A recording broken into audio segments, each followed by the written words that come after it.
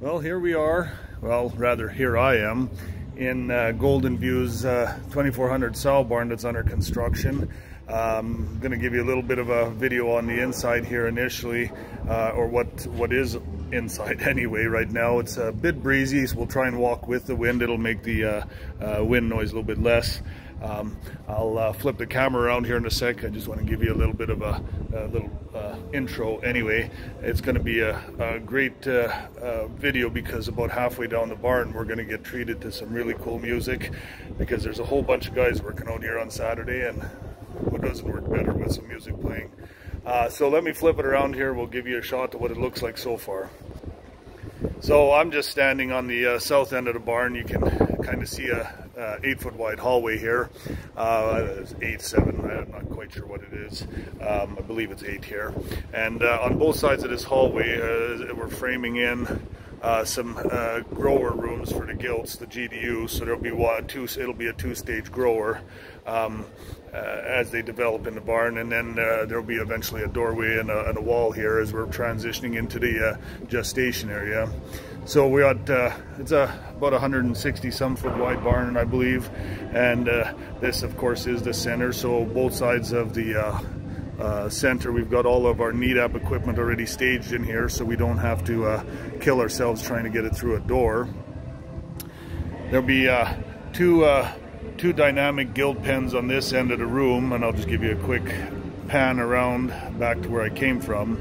So on both sides of this room there'll be dynamic gilt pens, and then on either side there'll be 4 for a total of 8 static sow pens in this particular setup.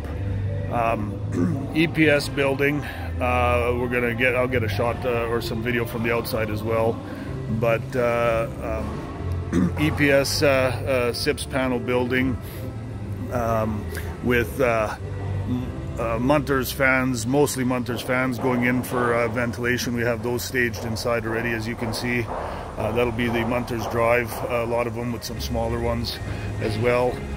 You can't really see it, but if you just focus in on that green stuff, that'll be some double L flooring going into the nursery on the far end of the barn as well. And you can probably start to pick up now the music as I'm walking by it. It'll get a little bit louder. So as we get closer to this end of the room is where the breeding stalls are going to be. There'll be breeding stalls on both sides, as well as a bit of call storage, some boar storage. And we have I'm going to just stop and back up for a sec. You can kind of see an offset in the area on both sides because of the size of the building. We do have cool cell banks on both sides of the wall as well, both sides of the barn, as well as the far end, each gable end. Guys are loving this weather, let me tell you. Middle of November, and we're working in some bright sunny weather. Now we're getting into where the hallway for the fairing is going to be. Now it's going to be some air compressors running here. It might get a little bit loud. That is going to be where the office and all the utilities are going to be. On my left is going to be the training for the NEADAP, the gilts going into the NEADAP system. Hopefully this comes through fairly well, even with those compressors running. And then on both sides of the hallway here, we're going to have 52 crate farrowing rooms. With all the sun and shadows, it's hard to get a sense of it, I know. But it'll be 4 rows of 13 in each room. And I'll just do a quick walk to the far end. On the far end there, we're going to have our isoween loadout.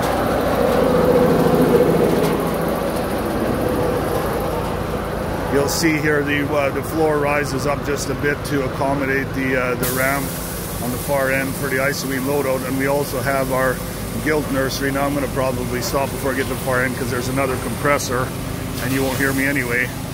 But on the far end, the walls have yet to go up, but the very far end of here we'll have 2 long, narrow gilt nurseries. So that's kind of the sum total of the barn. I'll get some stuff from the outside as well to give you an idea.